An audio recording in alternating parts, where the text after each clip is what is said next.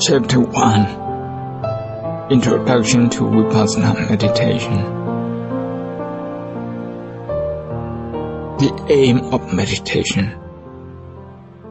What we are going to start now is a few days of meditation retreat. We are making a special effort to get together and help each other with meditation practice. This evening is an introduction. I would like to talk to you about why we need to meditate, what is concentration, and how to begin to practice it. To keep yourself physically healthy, you go to a gym for an exercise, which is to make yourself stable and physically strong. In the same way, to have a stable and strong mind, we do meditation, which is meant to exercise. Many people associate meditation, however, with superstitious and extraordinary ideas. But generally, meditation in Buddhism is a mental training. It may help us to understand meditation better by thinking of mind metaphorically as a scene from nature. Before we do that, please bear in mind that the mind cannot be compared with anything we can see with our eyes. The mind is so quick, wonderful, complicated, and also mysterious. The mind is like water in a lake.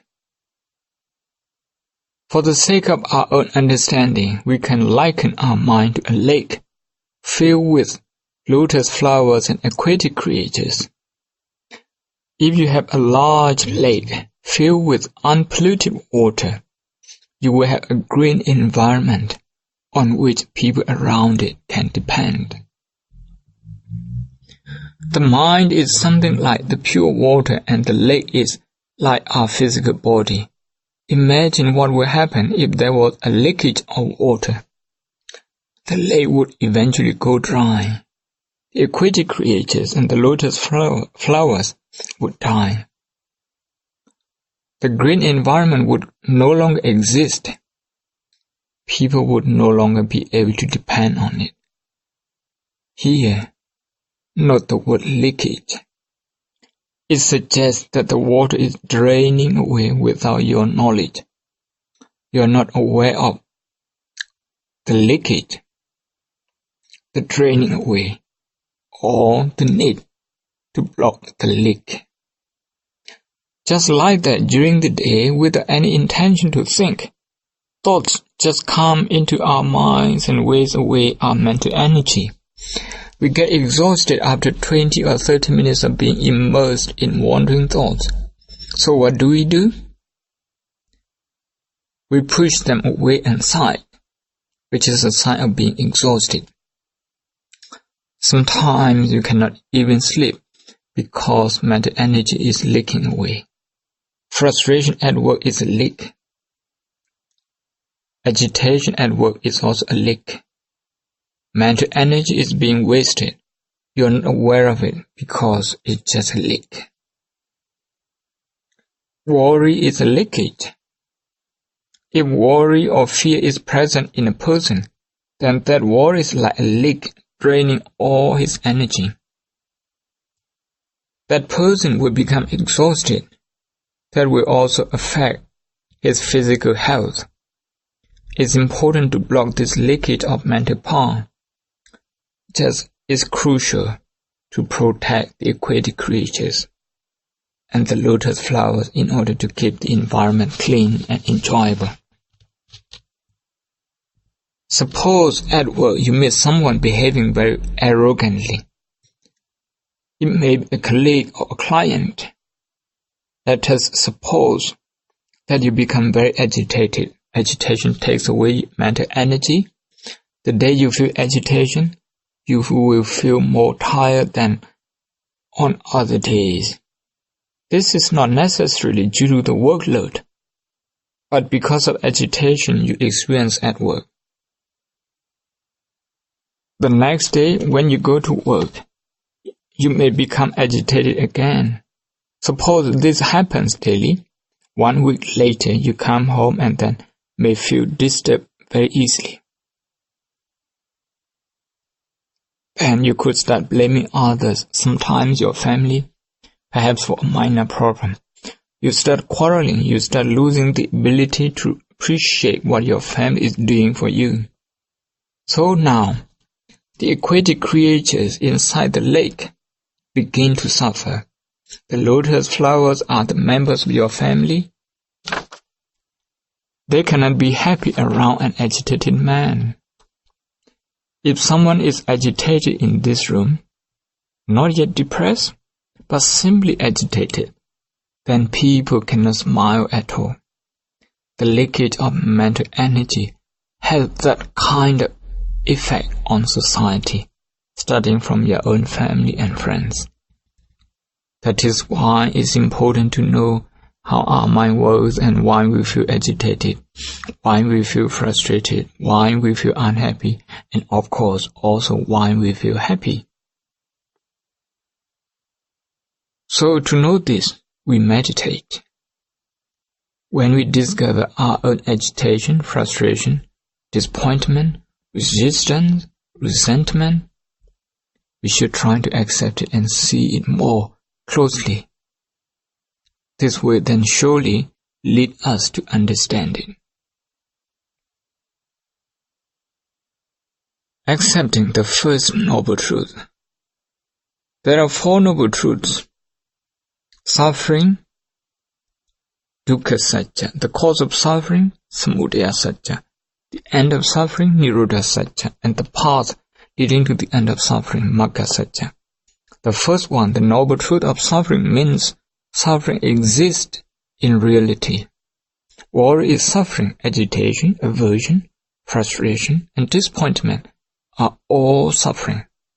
We do not normally accept these as suffering. Instead, we try to justify our own emotional reactions such as agitation. We try to blame others for our agitation instead of trying to understand and accept it. Suffering is an inseparable element of life. Therefore, when we meditate, we are going to see these things. We are going to accept suffering and then try to understand it. Vipassana meditation is about trying to understand the first noble truth, a universal experience. It's not for the Buddha, it's not for me, but for the one who meditates.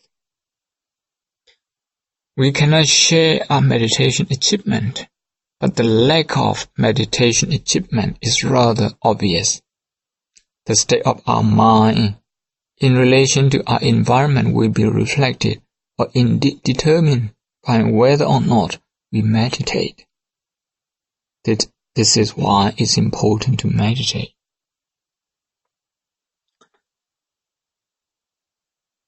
Let me now say something about meditation.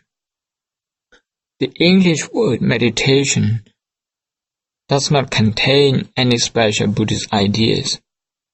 Some people think that meditation is to sit quietly, closing your eyes, thinking only what is good in your life, ignoring all that is bad, cultivating an optimistic view.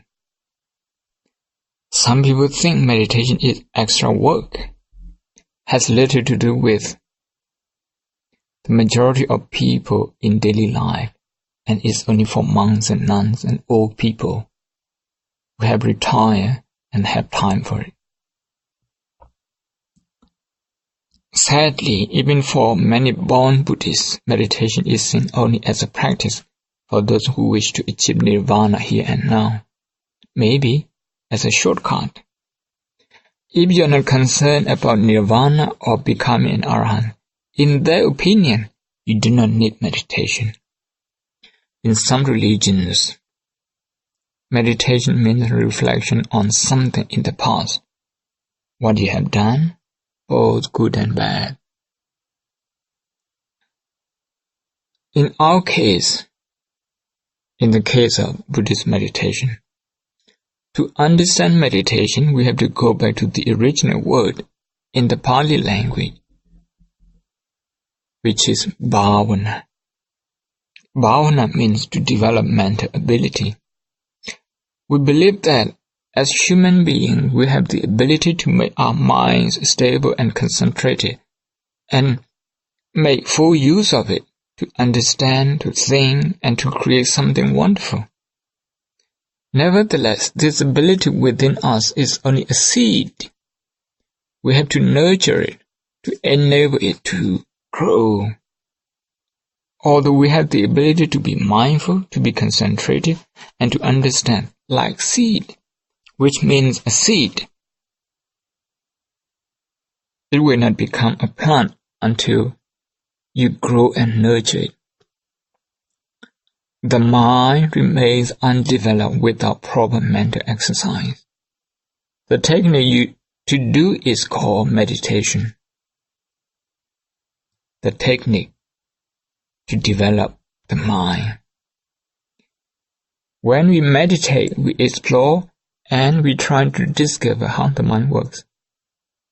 The technique was discovered and taught by the Buddha, but we have to see it for ourselves. We need a technique to develop our mind, our mental energy, like the way we develop our muscles in our body. Meditation object.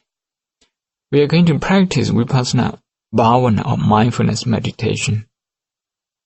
From now on, I shall describe the technique. The object of meditation is very important. In 1995, when I went to Dangji in Shan State, the Union of Burma, I met one of my devotees who had been meditating for quite some time.